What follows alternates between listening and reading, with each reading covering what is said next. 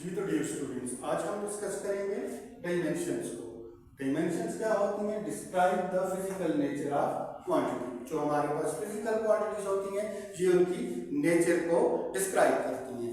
Dimensions को लिखने के लिए जो तरीका यूज किया जाता है, आप सिंबल लेंगे जो इंग्लिश या ग्रीक अल्फाबेट हो सकता है और उसको स्क्वायर ब्रैकेट में लिख देंगे। जैसे लेंथ के लिए L, मैथ के लिए कैपिटल M एंड टाइम के लिए capital T in square bracket. And इसके अलावा जो फर्दर डायमेंशंस हैं उनको भी आप अपनी स्क्रीन पर देख सकते हैं। उसके बाद हमारे पास जो की फैक्ट हैं, लेट्स सपोज हमारे पास एक स्क्वायर है जिसका एरिया लेंथ स्क्वायर के बराबर है। रेक्टेंगल है उसका एरिया है लेंथ इनटू विड्थ। सर्कल है उसका एरिया है पाई आर स्क्वायर। ट्रेपेजियम है उसका एरिया है L1 plus L2 over 2 multiply by width, ये इसकी विड्थ होगी। और सिलेंडर का एरिया है 2 pi R into R plus H. अगर हम इन सब फार्मूलाज को गौर करें तो यहाँ पर 2 लेंथ्स इन्वॉल्व है, यहाँ पर भी 2 लेंथ्स इन्वॉल्व है, यहाँ पर भी पाई तो नंबर है, कांस्टेंट है, आर स्क्वायर मतलब 2 लेंथ्स इन्वॉल्व है, यहाँ पर भी एक विड्थ और L1 प्लस L2 ये भी 2 लेंथ्स हैं। L1 प्लस L2 एक लेंथ बन जाती है और यहाँ पर भी R into R plus H 2 length involve है। तो अगर मैं एरिया की डायमेंशन लिखना चाहूँ तो एरिया की डायमेंशन हो जाएगी L स्क्वायर ब्रैकेट के अंदर। इट्स मीन एरिया की जो फिजिकल नेचर क्या है, इसमें 2 लेंथ इन्वॉल्व है। इसी तरीके से हम हर फिजिकल क्वांटिटीज को डिस्क्राइब करेंगे कि उसमें कौन सी क्वांटिटी बेसिक क्वांटिटी इन्वॉल्व है। अगर हम बात करें हमारे पास जो डायमेंशनल वेरिएबल्स होती हैं, ऐसी क्वांटिटीज जिनकी वैल्यूज वेरी करती हैं, चेंज करती हैं और उनकी डायमेंशंस भी होती हैं, हम उनको जरा एक्सप्लेन कर देते हैं। जैसे हमारे पास स्पीड या वेलोसिटी है, ये बराबर होती है डिस्टेंस बाय टाइम। अगर हम डायमेंशन पुट करें तो वेलोसिटी की डायमेंशन बराबर है जो डिस्टेंस या डिस्प्लेसमेंट है ये लेंथ की डायमेंशन रखेगा क्योंकि ये लेंथ की फैमिली से है। नीचे टाइम है तो t की डायमेंशन रखेगा। t को हम ऊपर लेके जाएंगे LT इनवर्स स्क्वायर ब्रैकेट के अंदर, ये वेलोसिटी या स्पीड की डायमेंशन होगी। एक्सेलरेशन की बात करें तो ये है वेलोसिटी ओवर टाइम, तो हम एक्सेलरेशन की डायमेंशन जब लिखेंगे तो ये बनेगी LT-2। ऊपर वेलोसिटी की डायमेंशन LT-1, नीचे टाइम की डायमेंशन जब ऊपर जाएगी तो LT-2। हम फोर्स की बात करें, फोर्स भी डायमेंशनल वेरिएबल है, फोर्स की वैल्यू तब्दील होती रहती है। F=ma, जब हम फोर्स की डायमेंशन लिखेंगे तो मास की डायमेंशन हमारे पास m है और एक्सेलरेशन की डायमेंशन LT-2। तो फोर्स की जो फिजिकल नेचर है mLT-2। इसी तरह अगर हम वर्क या एनर्जी की बात करें, क्योंकि वर्क और एनर्जी का यूनिट सेम होता है जूल, तो इनका डायमेंशन सेम होगा। वर्क का फार्मूला है फोर्स इनटू डिस्प्लेसमेंट, तो वर्क की डायमेंशन जब मैं लिखूंगा तो फोर्स की डायमेंशन mLT-2 जबकि डिस्प्लेसमेंट की डायमेंशन लेंथ होगी। जब हम यहां पर लेंथ और लेंथ को मिलाएंगे तो mL²T-2। अगर मैं बात करूं प्रेशर की तो pressure is equal to force over area. अगर हम प्रेशर की डायमेंशन बनाएंगे तो dimension of pressure is equal to ऊपर फोर्स की डायमेंशन, नीचे एरिया की डायमेंशन L², एक है L से कैंसिल होगा तो mL-1T-2, ये वाला है ऊपर जाएगा तो -1।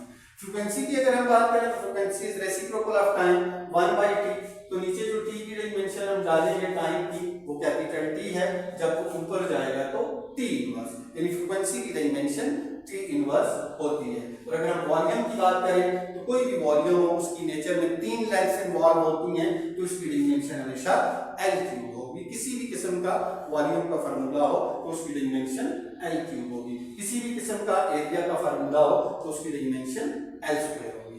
अब हमारे पास कुछ ऐसी फिजिकल क्वांटिटीज हैं जिनकी वैल्यूज कांस्टेंट है लेकिन उनकी डायमेंशंस भी हैं, तो ये है हमारे पास डायमेंशनल कांस्टेंट। जैसे प्लैंक कांस्टेंट है h, अब हम जानते हैं प्लैंक कांस्टेंट h बराबर है E/f, क्योंकि E is equal to h है।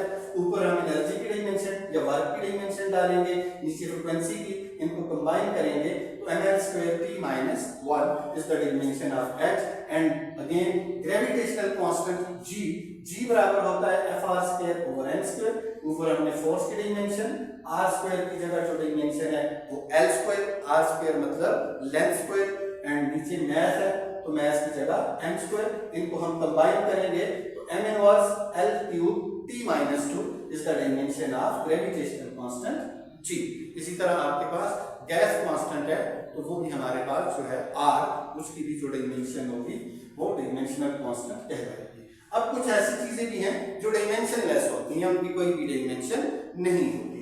जो चीजें डायमेंशनलेस हैं तो उनको हम m not, l not, t not से एक्सप्रेस करेंगे, यानी उनकी कोई भी डायमेंशन नहीं है। जैसे ट्रिग्नोमेट्रिक फंक्शन है sin cos थीटा, इनकी कोई डायमेंशन नहीं होती। जो एक्सपोनेंट्स है यानी जो पावर की चीज होती है उसकी भी कोई डायमेंशन नहीं होती। और जो कांस्टेंट है जैसे 1 2 3 4 जितने नंबर्स हैं या पाई है तो इनकी भी कोई डायमेंशन नहीं होती है। Again same unit same dimension. अब बहुत सारी क्वांटिटीज जिनकी यूनिट सेम होती हैं तो उनकी डायमेंशंस भी सेम होती हैं। जैसे हम वर्क की बात करें तो work equal to F into T is equal to half mv square is equal to mc square is equal to mgh is equal to half kh square। इन सब में देखें ये काइनेटिक एनर्जी है, ये मास एनर्जी इक्विवेलेंसी है, ये potential energy है, ये इलास्टिक पोटेंशियल एनर्जी है, इन सब का यूनिट सेम है तो इन सब का डायमेंशन वर्क वाला ही होगा ml² t-2। और इसके साथ साथ जो टार्क है उसका भी डायमेंशन यही होगा, टार्क जो है उसका डायमेंशन भी यही होगा।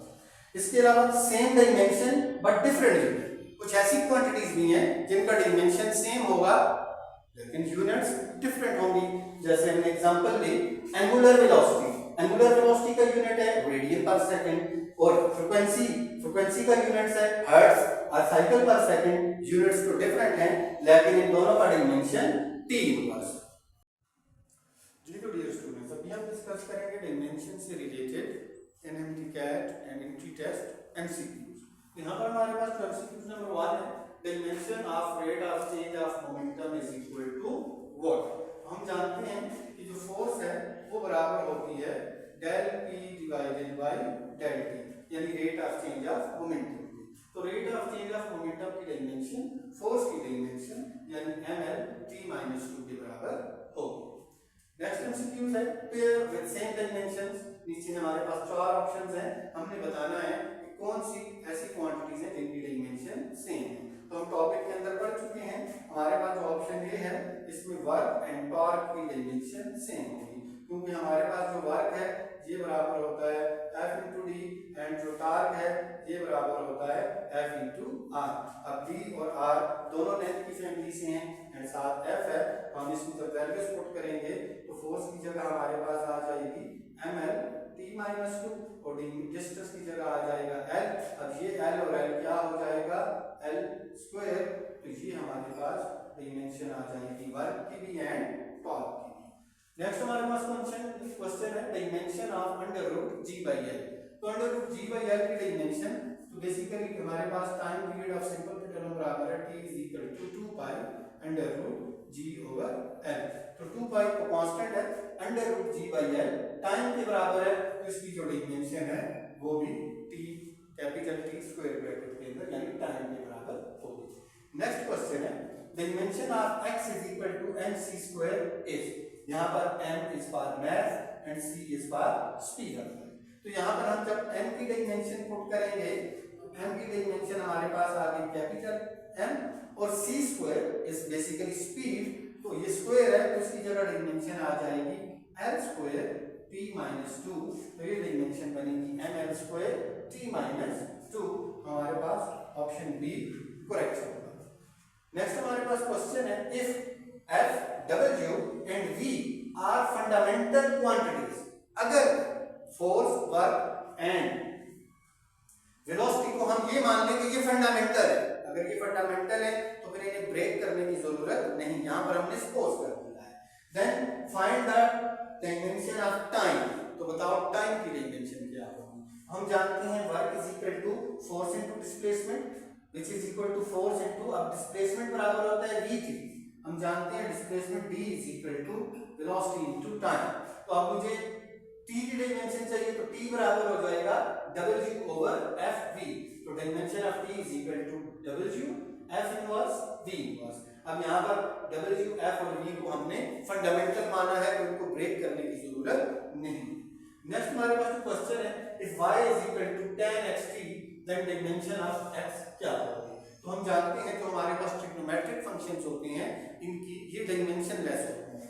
तो यहाँ पर जो हमारे पास एक्स टी है, एक्स इंटू टी, इसकी जो डायमेंशन हम निकालेंगे तो ये डायमेंशन लेस है, तो इसको हम लिखेंगे am naught L not T not. अब मुझे डायमेंशन चाहिए एक्स की, तो टी उस साइड पे हम शिफ्ट करेंगे तो हमारे पास ये बन जाएगा, टी जब उस साइड पे जाएगा तो x is equal to 1/t।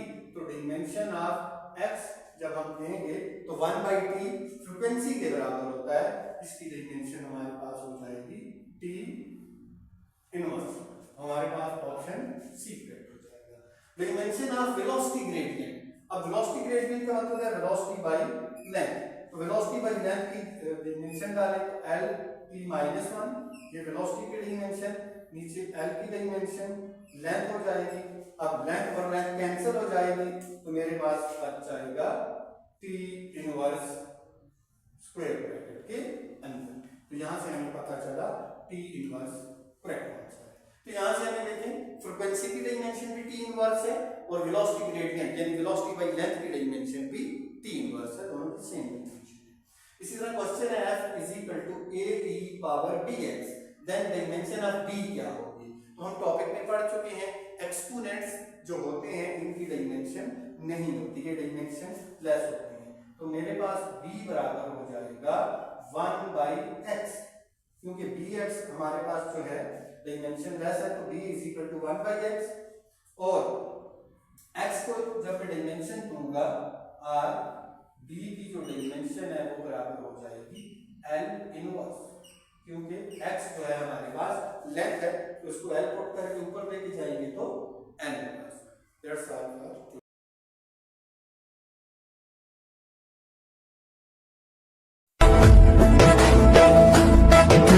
सोना लगदे मेरे झंग दा ढोला, सोना लगदे मेरे